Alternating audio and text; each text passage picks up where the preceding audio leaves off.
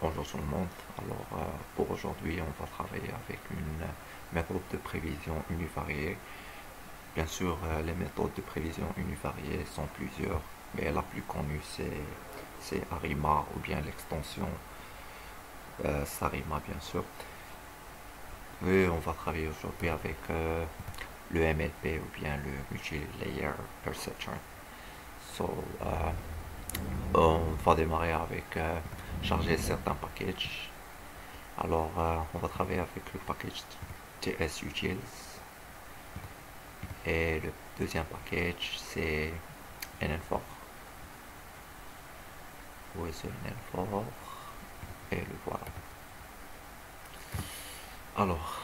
Pour la base de données que je vais travailler avec, c'est celle de Air Passengers.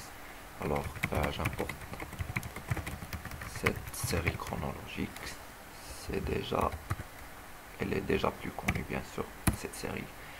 Alors, AP égale Air Passengers. Alors, je fais une visualisation graphique de cette série. Alors, on peut voir que cette série est affectée par deux composantes. La première composante, c'est la tendance. Alors, elle a une tendance linéaire croissante. Et bien sûr, on peut voir qu'il y a une reproduction du phénomène là. On appelle ça la saisonnalité. Pour vérifier tous ces éléments-là, je fais plot decompose AP. Alors, pour voir s'il s'agit vraiment de ce que j'ai dit et pour confirmer mes hypothèses, alors on peut voir ici la composante tendancielle et les croissantes linéaires. Et bien sûr, on peut voir la saisonnalité ou bien la reproduction d'un phénomène ici. On doit bien sûr confirmer ces hypothèses non seulement par une visualisation graphique, mais on doit le valider par les tests bien sûr appropriés pour chaque élément. Alors pour la tendance, je vais faire train test AP extract equal true. Bien sûr c'est true. Bon, pour ce test là, c'est pour tester la tendance et il a retenu oui, la tendance existe. Alors pour le deuxième test, c'est 6 plots de notre série. Les résultats statistiques de ce test, donc evidence of trend, bien sûr, it's true, puisque le p-value est inférieur à 5%, la tendance existe. Et bien sûr, evidence of seasonality, it's true also. Puisque bien sûr le p-value est inférieur à 5%, alors les deux hypothèses existent, ou bien les deux composantes existent, à savoir la tendance et la saisonnalité. Alors pour voir ces éléments-là, la saisonnalité existe surtout et persiste durant le mois 7 et 8.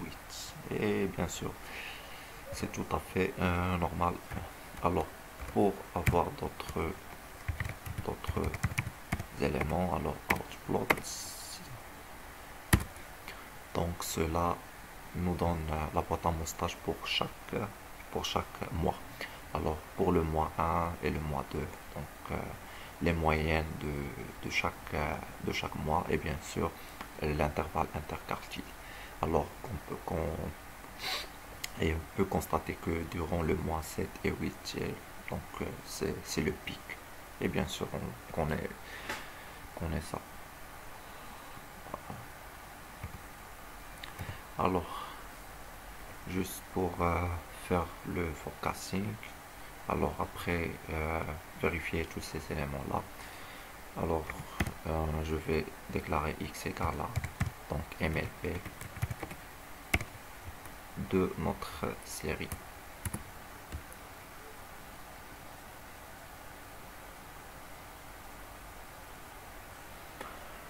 Alors ça,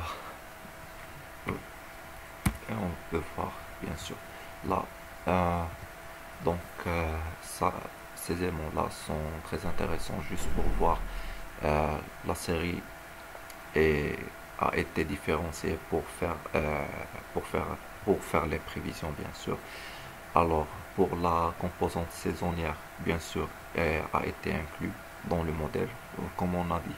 Bien sûr que la composante ou bien la série est affectée par une composante saisonnière. Et là, c'est le MSE, bien sûr. Alors, on peut faire le plot juste pour avoir une idée de combien de variables décalées a été identifié. Donc, on a input 21 et bien sûr, il y a cette couche cachée.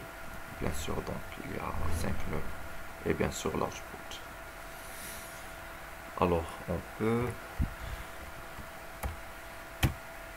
faire d'autres. Donc, on peut inclure par exemple le nombre des lacs. Là, j'ai spécifié 24 puisqu'il s'agit d'une composante saisonnière. Et là, donc, il a retenu 12 avec une seule couche cachée. Alors, bien sûr, vous pouvez jouer sur ces éléments-là. Bon, il y a le MLP, donc les arguments, tous ces arguments, et il faut télécharger le MLP de NN4. Et les arguments, ils sont ici. Alors, on fait le forecast, ou bien les prévisions. Donc, je fais forecast X. Donc, je spécifie l'horizon. Alors, je reviens au modèle initial d'abord.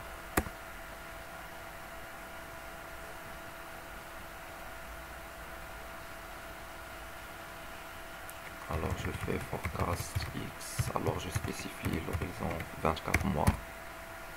Et voilà, donc, ce sont les valeurs des prévisions. Et pour visualiser ces prévisions, donc, plot forecast X.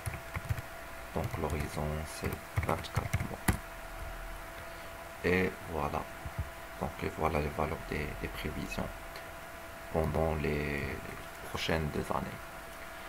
Alors, si je travaille avec le modèle que j'ai établi en spécifiant le nombre des lags, alors je fais hop, et là c'est un peu ridicule. Il prévoit qu'il y a une croissance et après une décroissance. Et si je spécifie 12, là c'est bon.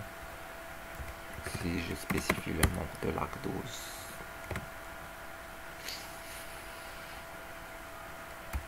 et je fais plot, donc l'horizon c'est 24 mois. Bon, c'est tout pour l'instant. Bah, si vous avez des questions, vous pouvez les écrire sur la chaîne YouTube. À bientôt.